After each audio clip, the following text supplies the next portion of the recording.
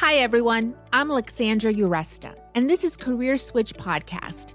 This show is here to encourage you to take action with whatever career change you're considering or working on.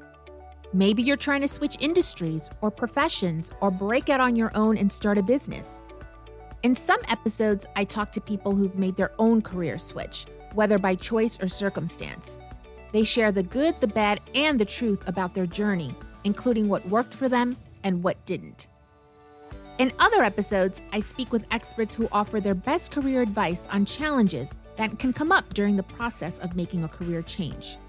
After all, it takes guts to switch things up, and it's not easy.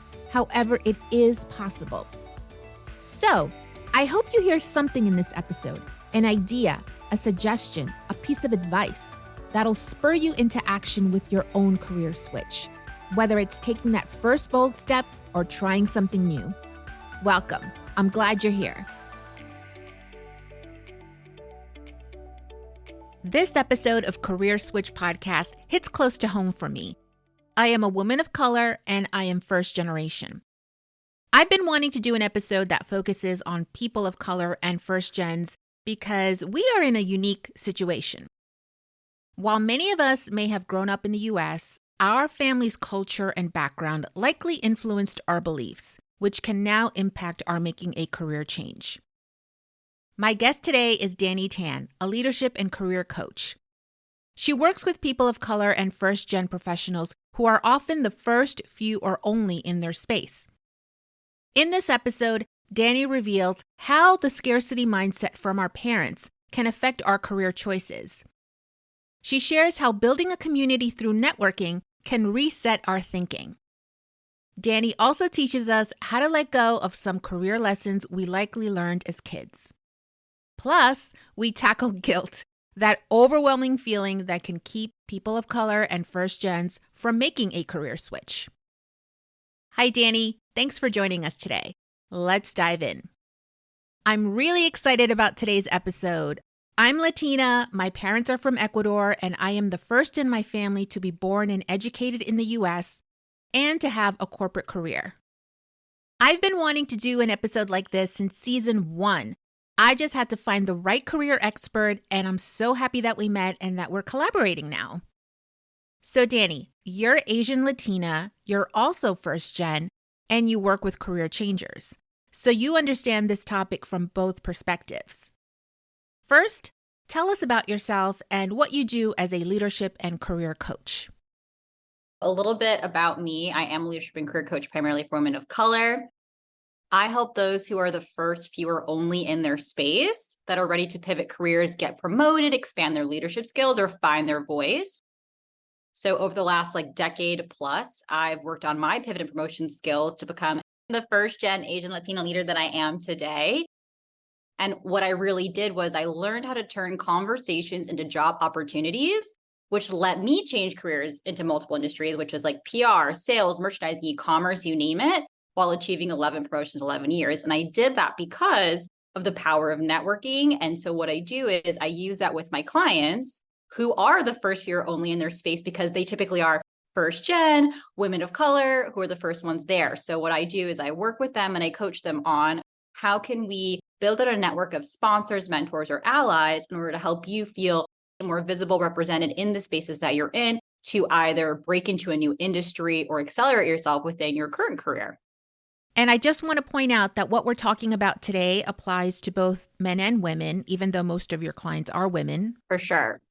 So what kind of issues come up when your clients who are people of color and or first generation want to make a career change? The biggest thing that comes up first is, okay, I think I can break into this new industry. And I'm nervous to break into that new industry. One, because I'm not sure if I have experience. And two, because I don't want to leave the job that I currently have, that I have built my reputation in, or has given me security, or has given me stability. So that's usually the big first thing I have to face, especially for first gen, right?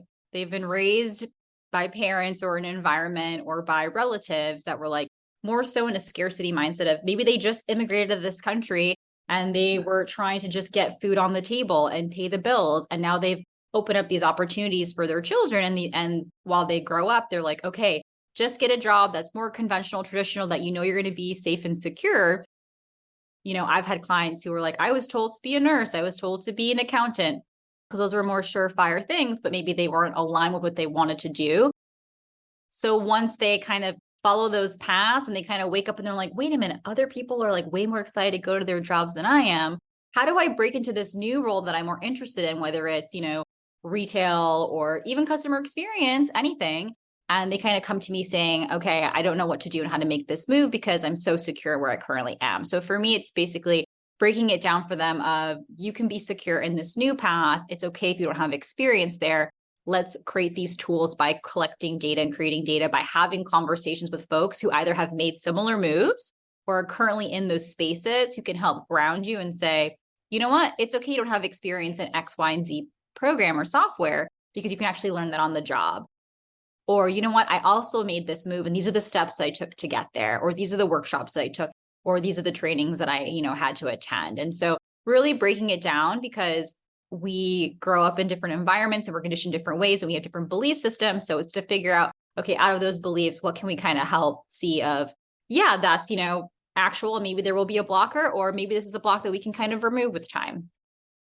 I can definitely relate to growing up with that expectation to have a stable job with a steady income, definitely white collar, right, at an office, but preferably doctor, lawyer, engineer. Those were the 3 career choices that I grew up with. So yeah, I was like, I'll be a doctor. I went to a high school that had a pre-med program, which now looking back, I don't agree with. I think high schools should be as broad as possible. Agree. You shouldn't be so focused at such a young age. And then I went to college thinking I'll be a bio major and go to med school. But once I got to college, I realized that whole career was not for me. And feel free to share how you grew up, especially with the Asian side versus the Latina side. So on one side of my family, I'm Filipino and Chinese. On the other side of my family, I'm Puerto Rican. So on the Asian side, a lot of Filipinos are in the medical field, especially nursing. And so I was given some notes of, you should become a nurse, you should go into medicine. Nurses do amazing things. Being a doctor is an amazing thing. You always will be needed, right? We saw that clearly in the last few years, especially. But I was like, I've never, ever had the desire in my soul to become a nurse or be in that field. While I appreciate so much of what they do, I just don't feel like I have the capacity to do that. And then even on the Latina side, right, I wanted to be a teacher growing up. And I was told, they don't make the best salary, so I don't know if you should be a teacher. But it was the fact of, on this side, hey, you want to make sure you have a job that has a hefty salary that will take care of you so you're not struggling. And then on the other side, yeah, do something that is like safe and secure and you don't have to think about it and you'll always be in need, right? So those were definitely 2 scarcity mindsets of get that paycheck and get that paycheck. So yeah, no, you got it from both sides. That's tough. So like you were saying, you focus on networking. Why is networking especially important for people of color and first gens? Representation really, really, really does matter. Having role models matter. Visibility matters. And when there is a lack of representation in leadership or C-suite roles, it's hard to picture and visualize what is possible as a first gen or person of color. It's just harder because you're like, that person doesn't look like me. Maybe that's not attainable then for me. So I will say this time and time again, I love to break it down. Breaking it down by either finding the few that are industry leaders in those spaces that you want to be in and building relationships with them so they can help say, hey, I know this seems like scary and unattainable because you don't see that many of us, but I've made it and so can you. And here's the path I got to get here. Also just finding those who are in those spaces who could be allies, who could be sponsors, right? Because we don't need to, and we really can't do it alone because even when you're making your way and you're breaking your way through, you have to have allies and sponsors in those rooms to help support you, champion you, be there with you so that way you don't feel like you're alone. And it's super, super important because when you're first gen, you're the first. It's in the name, right? And when you're a person of color, it's the same thing. The stats are the stats. And that's just how representation currently is. And so in order for us to break through, you really have to build that network of support. And it can seem scary and overwhelming, but just know it's just having a conversation and saying hello and do what comes naturally for you. That's what I always tell my clients. I don't want you going out there in a room and like passing out business cards if that's like definitely not your jam. Like just figure out a way that you want to connect with someone because you're truly interested in what they do and you want to do it too. That's all it comes down to. I think also a lot of us grew up without role models. Just recently, I was talking to a colleague who's fourth generation Mexican American, and she was sharing that her grandmother was a VP at a bank and the career advice that she got from her grandmother. And I was like, oh my gosh, my grandma had no education and she was a maid. Mm-hmm. And my parents, my mom finished high school, my dad did not. And when they came to the US, they simply started working in factories. So I just started imagining, what if my parents or grandparents had been professionals, right? It would have just given me so much exposure. Yeah. So is that another reason why networking is so important for people of color and first gens, to expose ourselves to other professionals? For sure. Definitely. Role models are so important because it really helps you see what's achievable, but also they're there to give you advice and guidance on the experiences that they went through, right? Because it's not all going to be rainbows and butterflies. There's going to be some adversity. There's going to be hard times. There's going to be biases that we don't like, right? But to have role models there who have kind of gone through it and can help say, hey, this is how I navigated. This is how I went through it. And I've been in your shoes, makes it so much easier, at least more achievable for us. And so I totally can relate. Within my family, no one was going through corporate America trying to climb up. I'm in my day job, a VP of a global company, and I didn't have the role models or tools there whatsoever to help me with that. Even when it came to college, my direct parents did not finish college. So I'm first generation to graduate college, as well as first generation to be raised in the US. So even when it came down to things of applying for financial aid, I had no idea what that was. I was figuring it out. For applying for colleges, I had no idea there were deadlines or that I had to go see them. And of course, like they try to do their best, but when you're in it on your own, you're just kind of like treading water. And when you have a role model, there's like, hey, okay, this is the steps that I did in order to get there. It just makes it so much easier. So think about, the folks who do have those role models in their immediate life. They're going through corporate America, bold, confident. And that's what we have to try to build for ourselves if we don't have it. And that's why I'm always like, where are your role models? Where's your network? Where are your sponsors? Where are your allies? You don't have it. That's okay. Let's build it. Let's build it and create it because you have that for a lifetime. Yes, exactly. We don't have to do it alone. Your story takes me back to when I was applying to college, and I too had to apply and fill out the financial aid forms by myself. So yeah, we may have had to do things on our own when we were younger, but it's never too late to start building that network. Yeah, it's never too late. And another word that I use if like networking seems like really structured is like building a community. And the thing is, it's going to change, right? Because we're going to evolve and change depending on what year it is, what season it is. So we talk about career pivots, right? Depending on where you are in your career, you might have changed what your industry is 2 times, 3 times. You might have changed what, company you're in or what roles you're interested in. And that's okay. Your community will also evolve to help reflect that in order to help support you. So it's not always going to be the same. It'll constantly evolve. Yeah, that makes sense. Okay, Dani, so for your clients who are looking to make a career change, how do you help them network? So the first thing we do is we identify what their goal is. So let's say, they're looking to break into a brand new industry. Maybe they are in a less technical field and they're going to break into a tech space and they're concerned about, different softwares they want to use, or if they didn't have a certificate in a certain form of education. So the first thing I say is, okay, what is the jobs that you're interested in? Let's look and identify what are those job descriptions like? What are those roles and responsibilities currently within those job descriptions? And how, if you were to look at your current role and responsibilities and your experience of what you have, where does it overlap and not overlap? Great.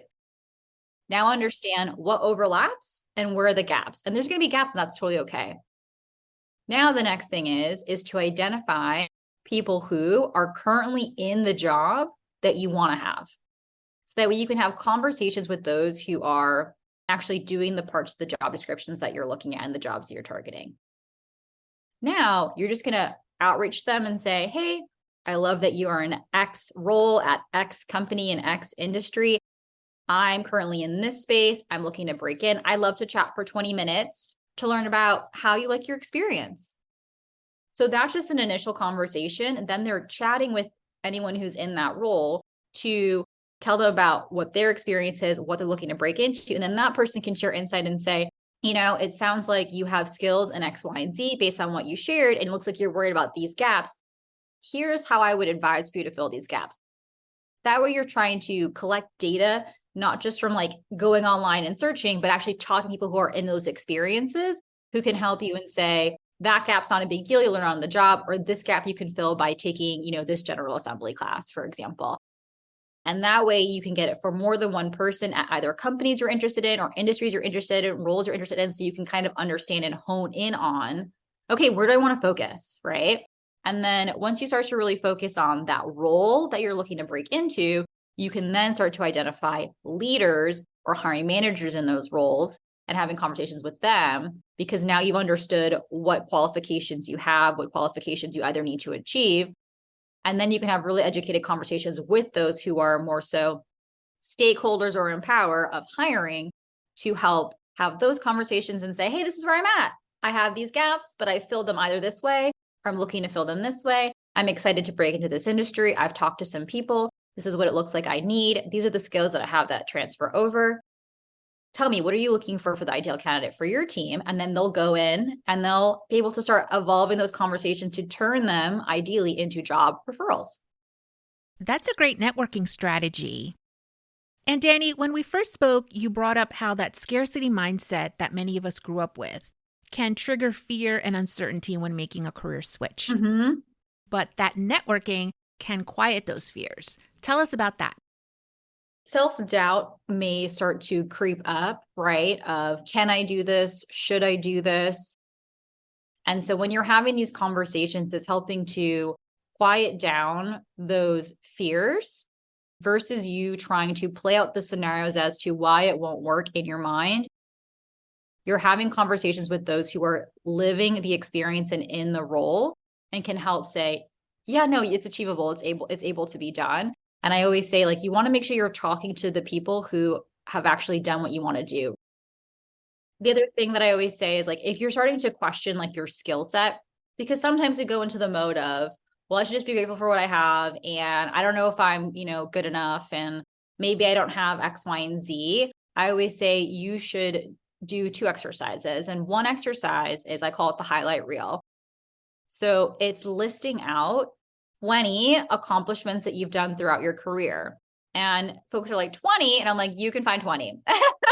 So it's a slightly painful exercise in the sense of you need to just sit down and comb through your current role or your past roles, even if it's outside of your roles, right? Even if it's in volunteer work or if it's in what you do for the community, of what are 20 things that you have accomplished that are like, wow, dynamite, I have done these. Because that is your list that you need to look back to when you're having self-doubt of your abilities of, hey, let me check in like with what I've accomplished. Wow, I've done X, Y, and Z to help move the needle for this project, for this company, for this team. And it's a good reminder because we're so busy of do, get to the next thing, get to the next thing, get to the next thing, achieve, that we forget to sit in the things that we've already done.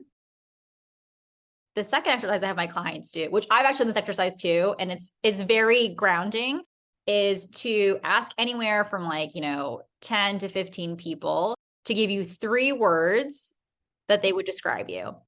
It can be professional, personal, it doesn't matter. Say, hey, shoot a text, mass email, whatever works.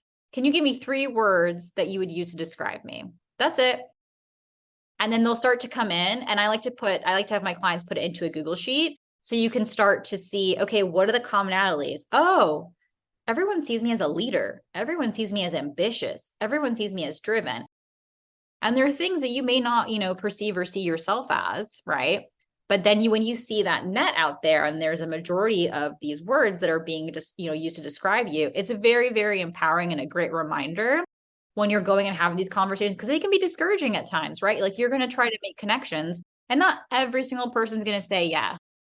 And that's okay. You have to just kind of go back to your highlight reel and your words of empowerment for yourself of, wait a minute, no, I'm great. I'm amazing. Look at all these things that I've done. I will find someone out there who can see that within me because I already have an entire community that does. Thanks for those exercises. I'm working on networking within the podcasting industry now, and yeah, I have found that networking is definitely a numbers game. You certainly have to contact more people versus the number who respond. Do you encourage your clients to connect with other people of color on LinkedIn and to join organizations like Latina Professionals, which you're a part of? I highly, highly encourage. It's a part of my coaching that you reach out on LinkedIn to professionals that inspire you, whether they're people of color, whether they're not.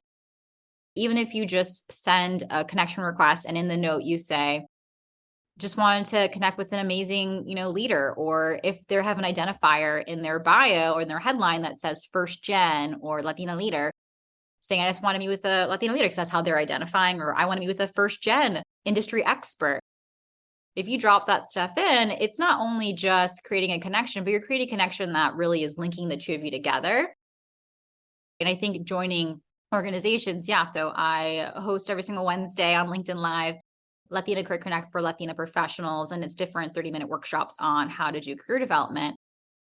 It's community building, right? It's creating a space where you can come in and learn something, but you can also find more folks who are trying to develop and grow the same way you are. So no better place to network than to go into organizations and spaces like that where you can hop on and build connections and see what everyone else is asking and figuring out. And it really helps with like not feeling alone and feeling like, okay, I'm part of a community. I have a support system. This person has similar problems and similar questions. Maybe I should reach out to them and just talk to them and we can kind of work together on it.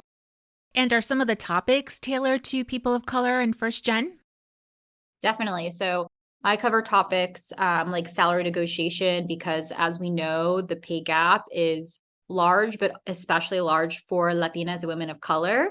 That's a big one. Another one that I cover is how to be a leader at any level, because as we know, there is a small representation of Latina leaders in the C-suite. So showing how you can have the tools and strategies to be a leader no matter what level you're at, whether it's entry level, middle management, and how to take that in order to help accelerate you in your career, because that's how we're going to get up, right? We have to have the tools. And of course, also how to identify mentors and sponsors is a really important workshop, because as we talked about, right, you have to have those allies, those sponsors, and those mentors that also are not people of color who are in those rooms who can help champion you and get to you where you need to go. And that is a really big key. Great. All right, so let's dive into another big topic that has come up with many of my friends who are also first gen.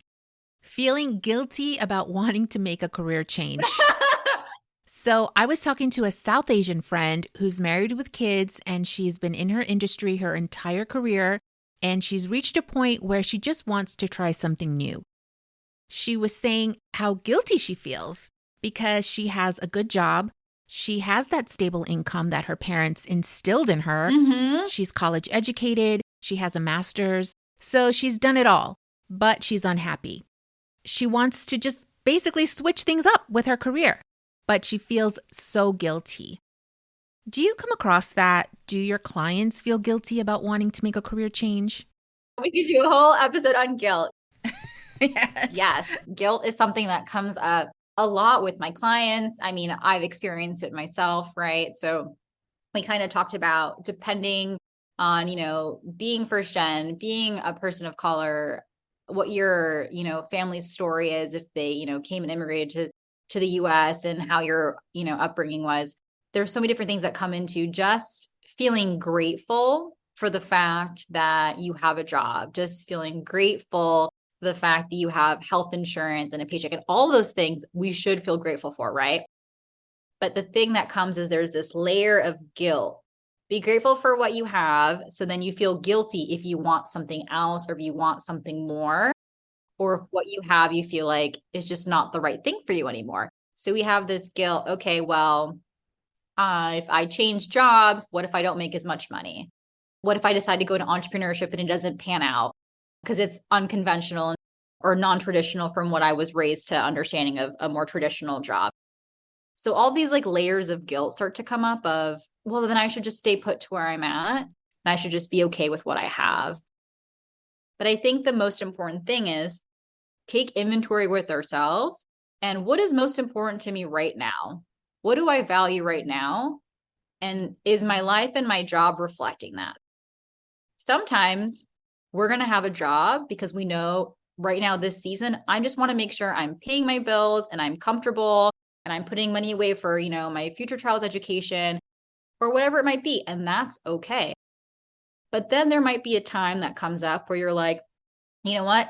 That served me for that many years. But now at this time in my life where, I'm further along, maybe I want to do something that gives me a little bit more joy. But for example, maybe it doesn't bring me as much income in, but that's okay because I know I'm comfortable to do that. And it's okay to make that change too. So it's kind of just evaluating, what do you really need? What do you value? What's important to you? And is everything aligned with that? And if not, what can I kind of lean into to do that? So that way you're less thinking about the guilt of past lives, if that makes sense. Yeah, I think the guilt also stems from what you said about bringing us joy. That wasn't part of the equation for a lot of us growing up. Yeah. Again, many of our parents lived on what we call survival mode, where it was just about getting to that point where you were financially stable. Mm-hmm. So when it came to getting an office job, it was just a matter of having that good job with a steady paycheck, and that should be enough, and you should be grateful. I don't remember any talk about being happy. Yeah, I totally agree. No one was like, oh, okay, you should be a nurse because it's going to make you happy. Or they were like, yeah, you're going to be taken care of. It's going to be good. Or, you should go into accounting because it's going to make you happy. No, it was very much about survival mode of make sure you have money coming in so you're safe and secure. And there's a part where we can release. It's okay. We have to reassure ourselves that it's safe to start to release survival mode because we're at a different part of a path in life than our parents because our parents did that work for us, right? And that's the mode that they were in. And so now it's like, okay, thank you. I appreciate that. But I can kind of start to move past that and evolve in a different way and start to seek out things that do bring me happiness and joy because they did the work for us in order to be able to do that, right? And you did the work for yourself too, or we did it for ourselves too. At a point in our career, we probably were in survival mode. And now we've gotten to a point where we're like, oh, wait, I don't need to do that as much anymore. I can kind of start to follow what makes me happy. Yeah, I like that we can release that survival mode because we inherited it. Yeah. And because of it, we have all these expectations put on us. Honestly, it's a burden to carry. Would you agree that it's sort of like the success of your family sits on your shoulders? So I always say like my success was for my survival. So like I needed to be successful in order to survive. I have this line where like I had 11 promotions in 11 years, but the reason why that really was, and I had to reflect back on it, was because I was trying to be successful so I could survive. So I didn't have to feel how my parents felt when it came to struggling, living paycheck to paycheck, or, trying to, make it happen in your career. I didn't want to feel that way. I didn't want to feel this sense of struggle or, stress. So I was like, I need to be as successful as possible so I can escape that. And then what came to be, which is why I would say like, we have to find a place to release it, is like, you can get here. Guess what? You kind of abandoned what you needed in order to achieve something that you thought you had to achieve. And then you get there and you're like, wait a minute, I'm not fully happy here. That's why I say like, there's a point where we have to kind of be like, it's okay. I can let you go. You served me and you're the reason why I got to where I got to be. But now maybe I can recalibrate and check in with myself and really start to pursue things that will bring me joy. So it's a good thing and it's a tough thing, because it's a good thing because it's really fueled so many amazing people of color, first gen leaders, right? Like you can put any person of color, first gen person in a situation and they can be the best problem solver, the best leader naturally, because we might've been raised, like for me, for example, I didn't know how to fill out the college applications. I just had to figure it out. Or my mom was applying for something and she had questions and she wasn't sure, but I'm there answering the questions, walking her through the steps, right? When in reality, in other families, it might be different where the parents are the ones providing the guidance. But we're the ones that are first gen, depending, maybe your parents' English is their second language and you were born in the US and it was your first language. You're the one there who is solving the problems, being the leader, having uncomfortable conversations in rooms of adults. And so that's the thing, right? So it's a tough thing, but it's also a great thing because it's made us who we are. And that's why I'm going to say we're so special. And so it's learning how to take those special abilities and to hone them so everyone else can see how amazing we are. I'm so happy you pointed that out about people of color and first gens. In one of your webinars, you talked about communicating your value. So for career changers, should you highlight those skills that you learned based on your upbringing? For example, figuring things out on your own. Can you say that makes you organized, responsible, self-motivated? Because like you said, that makes us special. Totally. I mean, I want you to use your tools, your skills, anything that you have that can help highlight how amazing you are, right? I think sometimes we're told to be humble and to be gracious, and you can be humble and you can be hardworking, but you don't have to keep your head down, right? You can highlight it because everyone else in the room is highlighting how strong they are. So when you're coming into an interview, show why you're special, show all of the experiences that you've had and why you are you, right? Because there are so many applications, there are so many resumes. They're looking at everyone and everything. And you don't want to just be cookie cutter of just check marking everything that's on that job description, how you serve it. You want to show how you serve it better and different than everyone else does and why you are the right person for the role. Yes, being humble. That's something else we were taught, right? Put your head down, work hard, and it'll all pay off. But it doesn't work that way.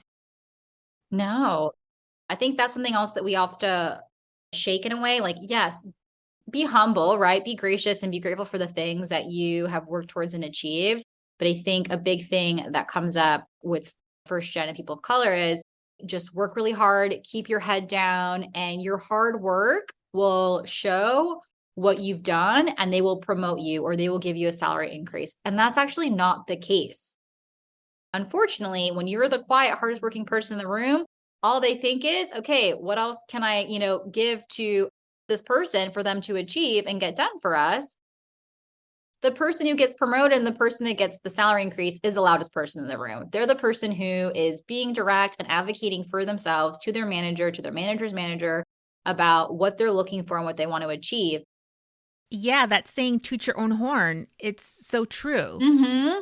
Especially with a career change. Okay, Dani, we've unpacked a lot in this episode. Really appreciate all your insight and thanks for sharing on how you grew up. Again, this is a topic I've been wanting to cover since season 1, so I'm so happy that we connected and were able to do this episode together. Tell us about your coaching services and how listeners can find you. I offer one-on-one private coaching for 6 months. So we meet twice a month on Zoom for an hour and we go through your career goals. What we do is a whole gamut. It could be if you're looking to get a promotion within your current company, if you're looking to change careers and pivot, if you're looking just to become more of a leader. So maybe you were more of an individual contributor and now you're stepping into this leadership role and you want to have the tools to get there. We work together for 6 months in order to help achieve that. And I do that through the power of networking. So I help you ground yourself in data of, what are your current skill sets? What do you have? And where are your gaps and what are you trying to fill? And we create a plan to get there. And then we help build out a role model and, leadership community for you to help support you with that when you're finding points of difficulty. So if you need to find me, you can find me at my website at danitan.com. That's DANITAN.com. Or you can find me on LinkedIn. Yeah, and listeners can also check out your website to join your pivot and promotion email series so they can stay up to date on your workshops, coaching, and partnerships. And one last thing, you said at the beginning that you work primarily with women of color, but can both men and women contact you about coaching? I work with anyone, but I always say I work primarily with women of color because we just need to be seen and we need to be identified. But of course, I'm always willing to help everyone. Got it. Thanks to Dani Tan for being our guest today. You can find Dani on her website, danitan.com, and on social media. You can find links to the resources mentioned in this episode and more helpful information in the show notes and on our website, careerswitchpod.com. So what's your career switch? Are you motivated to take action after listening to this episode? Tell us at careerswitchpod.com. We'd love to know, along with any feedback you have about the show. Let us know too if you'd like to be a guest. Follow us on Instagram, Facebook, and LinkedIn at Career Switch Pod. And please rate, review, and share with your friends and colleagues. It'll help get the show out there. Thanks for listening today. Till next time.